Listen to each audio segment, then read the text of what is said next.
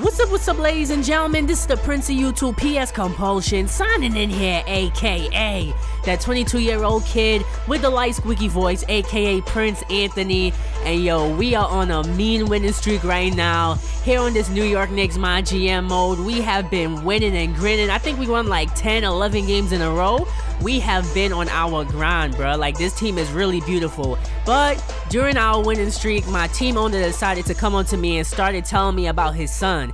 I'm like, first of all, why is he telling me about his son Andrew? I really don't care. I'm just trying to do my job, bro. Like, come on. He's telling me how great his son is. He's a hard worker and everything. I'm like, so why are you telling me this? I really don't care. Then he goes on to tell me that he wants me to hire his son Andrew as my assistant GM. So I was like, I don't really think that that's a good idea. I got the option, it popped up after he asked me. The options were basically, I'll be happy to do it, and I don't like this idea. And of course I chose I don't like this idea because I really didn't like the idea. I already have a good assistant GM. He has like a A- or A+ in whatever stats that an assistant GM has. So he's really not needed on my team. And after I told him that, I saw a whole bunch of dots after his replies and everything. I thought he was going to fire me, but if you're going to fire me because I didn't want to hire your son and he has no experience with being an assistant GM and you want me to mentor him, like, you really have some serious issues, bro. I don't have time for that.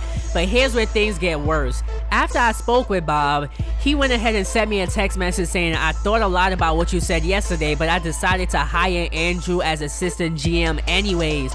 So he did not listen to me. And oh yeah, I think it's a glitch with my GM because it says Philip Turner text me, but obviously Bob Sanderson is the team owner now, so I don't know what's up with that. But nonetheless, he still decided to hire Andrew right behind my back. And then a few days later, he came up to me and he was like, bruh, I know I hired Andrew behind your back, but it's gonna be okay. He's gonna be pretty dope for your team. And I was like, listen, I had the option to choose between saying it's not acceptable or I trust you.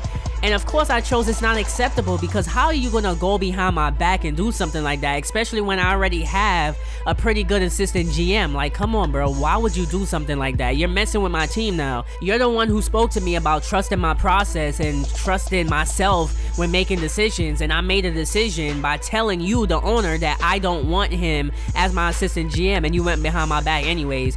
But I had another option saying I'll either make it work or you need to fix it, and I didn't want to come down too hard on the owner just in case he gets angry at me and then decides to fire me. So I was like, you know what, I'm gonna just make it work, although you did go behind my back like that. And now looking at my assistant GM, he signed his son for 5 years. What are you doing, bruh?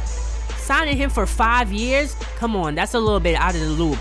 But I'm gonna go ahead and deal with him as my assistant GM for now and see how it plays out. But looking at the Mygm contract extensions, Carmelo Anthony has decided that he wants to test free agency. But before I get to Carmelo, I'm gonna go ahead and re-sign Glenn Robinson III to a minimum contract for 2 years. He originally wanted more, like 1.89 million, but I was like, nah, I'm gonna offer him the minimum for 2 more years. Same thing as Kyle Quinn, and I went ahead and hit him with that mind trick pitch just to make sure that he signs that contract, and of course he accepted it because I used the pitch.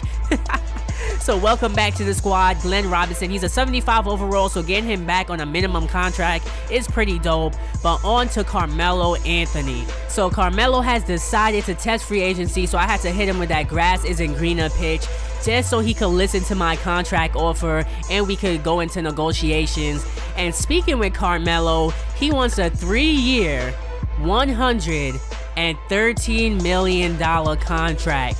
I'm sorry, but there is no way on this planet that I am offering Carmelo at 33 years old $133 million. I'm sorry, I'm not gonna do it. If that's how much he wants to resign, I guess we not gonna have Carmelo on this team because I'm not signing him to that contract. So I offered him a 1-year, $10 million deal, and he was like, listen, I don't want that. And he has his mind set on that 113 mil for 3 years. I can't even use a hometown or mind trick pitch. So I was like, you know what, how about 1 year, $15 million. Come on, Carmelo, you gotta take that discount, bruh. There's no way I'm paying you that much money. And he was like, listen, for some reason I thought you was gonna be a little more reasonable, but instead you chose to insult me with this terrible offer. We're done here. He is insulted by my offer, and after this, his morale dropped all the way down to the 50s. So I was like, you know what? Carmelo is not going to resign with the team, and I don't want him to resign with the team if he wants that much money. So maybe it's time for me to part ways with Carmelo Anthony. I was going to keep him on the squad, but he's not going to resign anyways. And look at this. It says that he's not loyal, and if the season ended today, there is no way that he'd resign with the New York Knicks.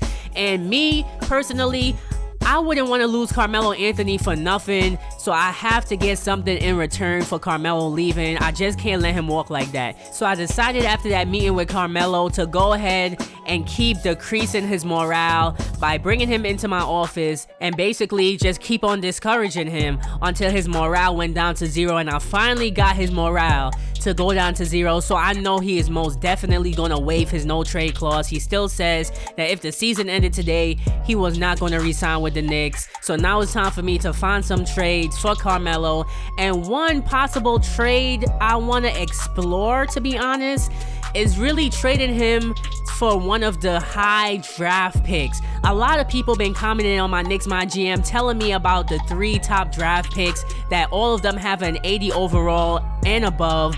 And also my owner came up to me and he was telling me about those players as well in the draft. He wants me to go ahead and trade for one of those picks. I wasn't going to do it at first, but now that I have Carmelo on the trading block, I might be able to trade for one of those picks. But look at this. He got upset with me, my owner. He was like, listen, I want you to go ahead and trade for one of those picks, and I didn't do it right away, and he got upset. He was like, listen, you broke a promise to me because you didn't trade for no picks. But now that Carmelo don't want to be on the team anymore and he's not going to resign, why not trade him for one of those picks? So now looking at the top 3 picks is either going to go to the Indiana Pacers, Dallas Mavericks, or Chicago Bulls. And looking at the Indiana Pacers record, they are 3-26 for the NBA season so far. So there is a high possibility that they are going to land the #1 pick in the NBA draft, or a top 5 pick at that. So maybe I'll be able to get one of those 3 players.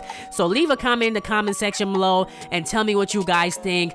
Who should I trade Carmelo Anthony for? Also, should I trade Carmelo, or should I just let him rock out for the rest of the season? Leave your comments in the comment section below. I'm eager to hear you guys' thoughts and opinions.